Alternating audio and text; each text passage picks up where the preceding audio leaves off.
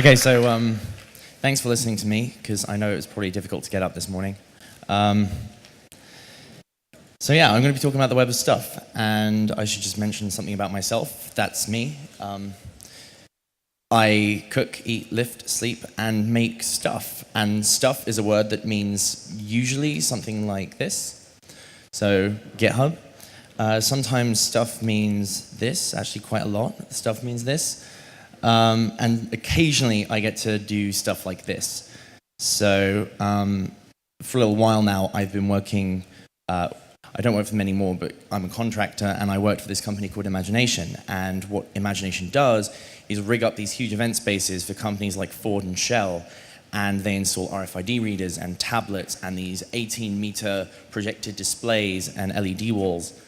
And they provide interactive experiences to people who go to trade shows that allow them to, take a bit of the trade show home with them and also just have fun while they're there. And so you have this mesh of devices all around the space connected together with usually a very unreliable network, and the people administer. Okay.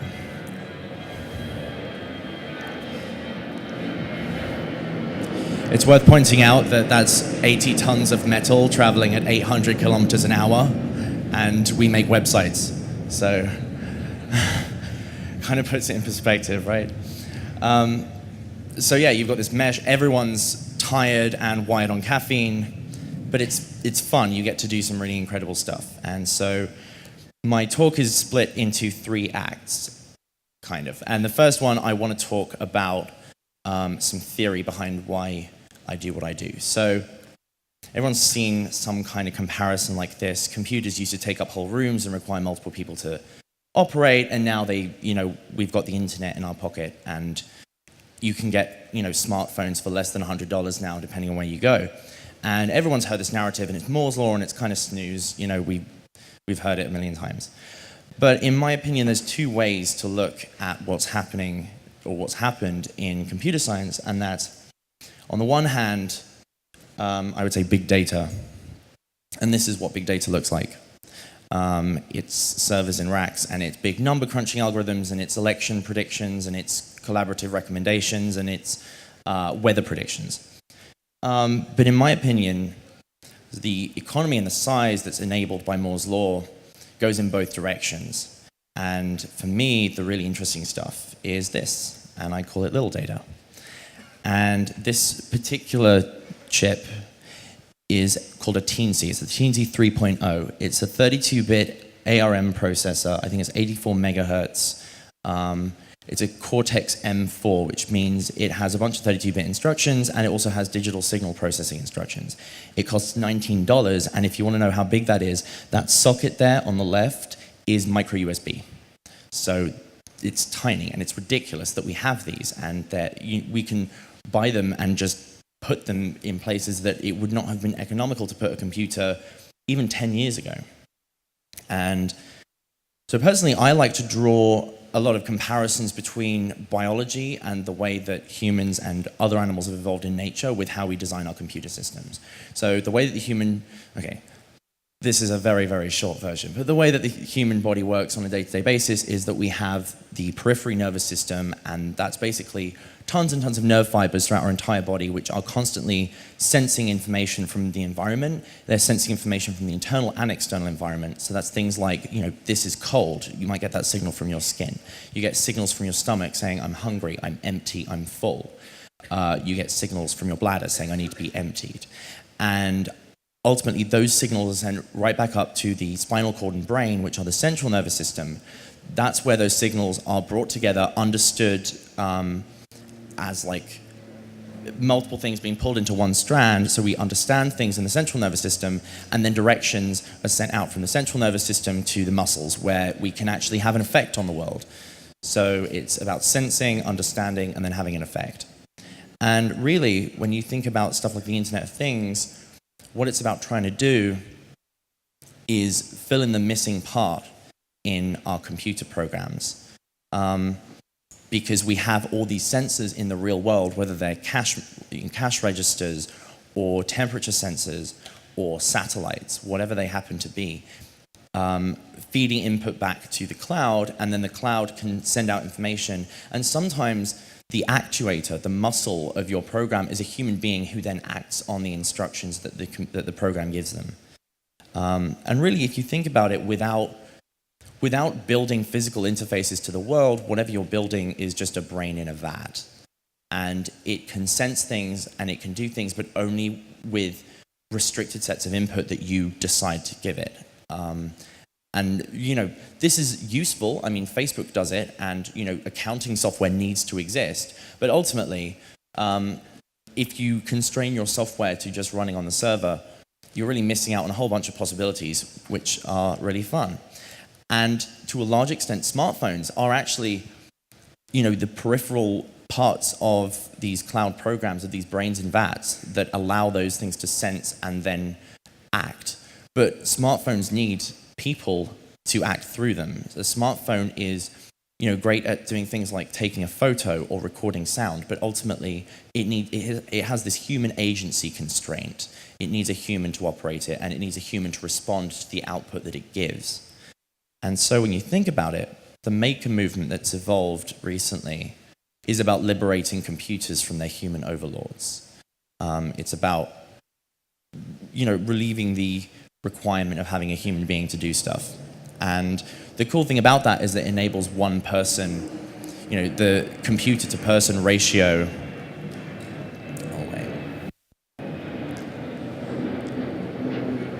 The computer to person ratio has gone from being multiple people in a room working on one computer to a single person having, at the moment, you've got a laptop, an iPad, a phone, you've already got several devices, but in the future it could be hundreds of devices per person. And that's what new cost levels are allowing.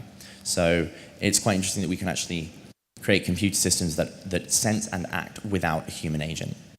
And so what I really want to talk about, and how this relates back to Django, is how you bridge the gap between these sensors and these actuators in the real world and the cloud. Because really what the web of stuff, or the Internet of Things, or whatever you want to call it, is about communication. Because I could get into microcontroller programming, that's not really relevant to Django, and also there's a ton of tutorials online about how to program a microcontroller. There's not a whole lot of stuff about how to get them talking to each other, especially in really weird ways. So the standard way of doing it that I've seen is you have a board like this which sits on top of a microcontroller. So that one on the left is the Arduino Ethernet shield, and then you've got the Arduino Wi-Fi shield. And that allows tiny microcontrollers, which only have 2 kilobytes of RAM and 32 kilobytes of program memory, and they use 8-bit instructions, so your programs end up longer, to talk basically TCP and IP. And that's kind of cool. But the problem is that when you have something like that, you need a wired internet connection, and you need you need a contract with a telecom provider, and you need a bunch of it, like a router, for example, to actually talk to the internet. So I actually, and they set you back like $50 to $100. So I tend not to go for stuff like that. Fortunately, there are companies innovating in this space. So Berg Cloud at the moment, this is the little printer. So what it is it's a printer that you have on your desk, and it's like a receipt printer. It's a thermal printer. And it talks to something called the Berg Cloud, and you can get things like news and tweets and weather pushed to it, and then you can wake up in the morning and have a little strip of paper printed with the information you need for that day. And it's really cool. And Berg, which was actually a digital agency in London, have decided now to fully go into this as like their product. So what they're designing is a system where you can have these microcontrollers talking via a radio protocol called Zigbee to a router or a switch via some kind of bridge that they're building, that then can talk to stuff in the cloud and then back out again, so that you can wire up stuff on the web and stuff in the cloud with physical devices in your home or wherever. Personally, my preferred way of connecting to stuff is with Twilio. So the GSM network is pretty reliable, and it's been around for a while, and it will be around for a while.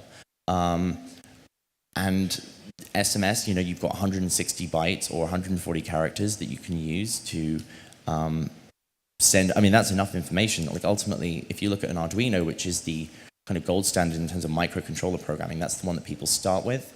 Most people who decide to get into the maker movement have programmed an Arduino, and there is an incredible momentum behind the movement at the moment.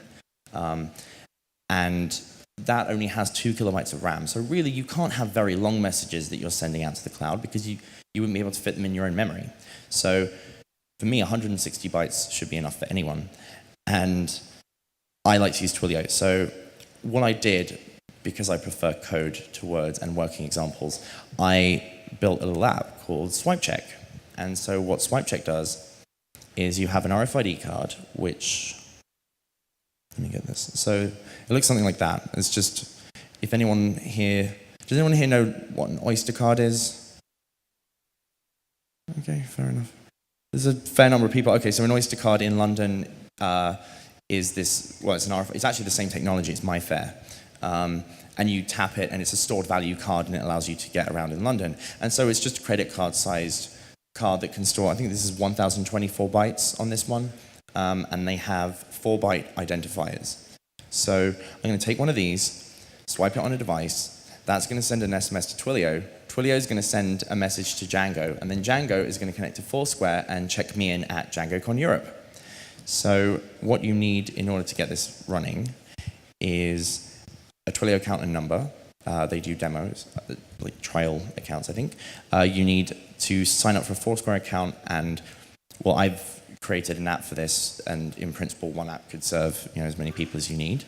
I've got an Arduino Uno, a SparkFun. I mean, you'll see all of this because I'm going to show you in a second via my webcam. I've got an SM5100B Shield, which does the GPRS and GSM communication. I've got an RFID reader, and I've got the card. So the bundle of web technologies that I'm tying together here is Django, Heroku, Twilio, GitHub, Arduino, and Foursquare. And so this is basically, I would call it a mashup because everything that I'm doing is just using external APIs that have already been written for me. I'm accepting data from Twilio and just almost directly passing that on to Foursquare. And then I'm using Heroku for the deployment because it's a lot easier. So rather than bore you with that, I'm going to go straight to a demo. I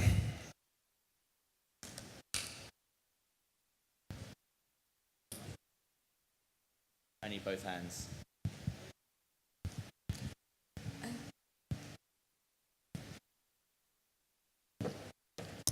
So step one. It's not being mirrored, is it? Sorry. I need to get this on the other screen. It's not that way. Here we go.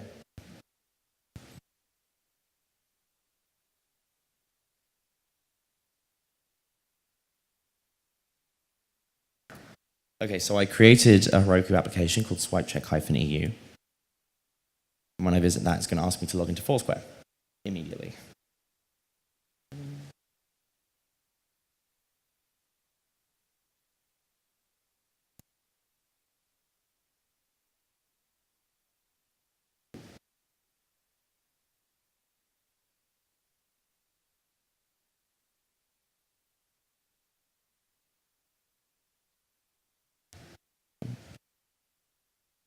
Okay, so this is the dashboard, and I've got a list of associated RFIDs, and that's just a simple form and a model that associates my Foursquare user ID with these RFIDs. So I do have the card here, which is F2381F4F, so that's the one that's registered.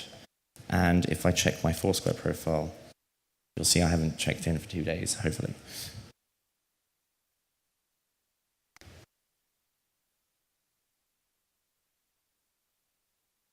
Okay, so last seen 1 day ago at Heathrow Terminal 3. Oh, no, not now. Oh. So the next step is actually, sorry, I've got dialogues popping up here. So the next step is, let me open up Photo Booth so that you can see this little device, because this is kind of fun.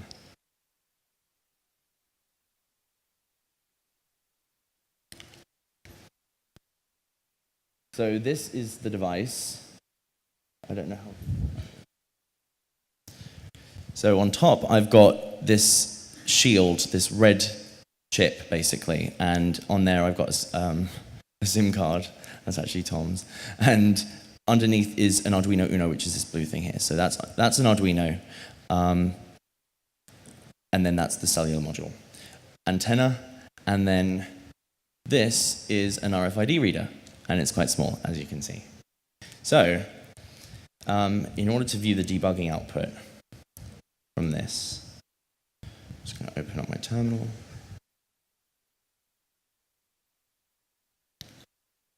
Here is, well, you can use screen to connect to the device, and it's got a serial port where the device can send data back to your computer. So I'm going to connect to that. Oh, okay, apparently not. Oh, okay, it's got a new ID. So first up, what I'm going to do is reset the device so that you can see the debugging output as it... Oh, okay, it's already doing that. So that's the device connecting to the network, and these are things called AT commands, and basically it's a text-based format whereby you can talk to a GSM modem, and it can talk back to you. So 1 is that it's powered on, 10 is that it's kind of booted up, 11 is that it's connected to the network, and what I'm waiting for now, I think, is 3 and 4, which mean that phone and SMS, respectively, are available for, take a little while. Yay. Okay, so then I take my RFID card. Yay.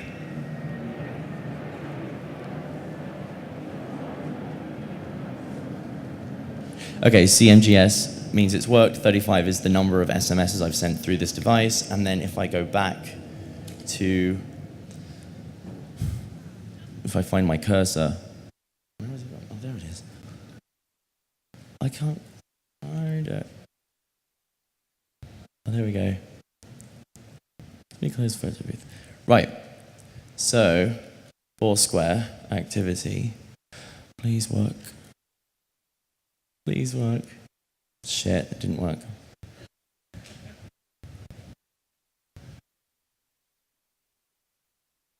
I told you already. Hello. Okay, I might have to check the admin for this. So I'm using... Sorry, let me put that down. And this is how you debug in front of people.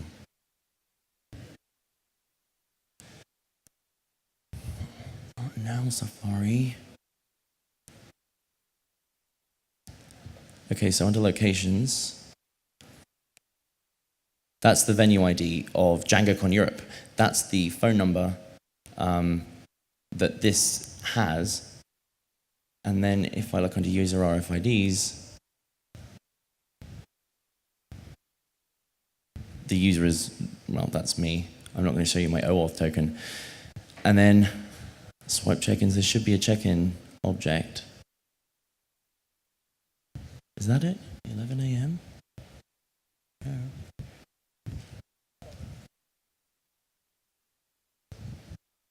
Well, the check-in event is there. Oh, maybe it's... Maybe I should reload.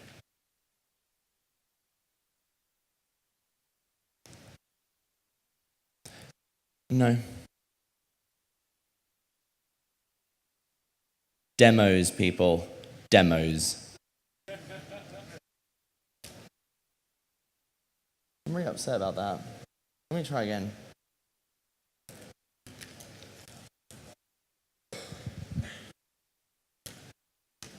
Sorry. I feel like I've let down the community.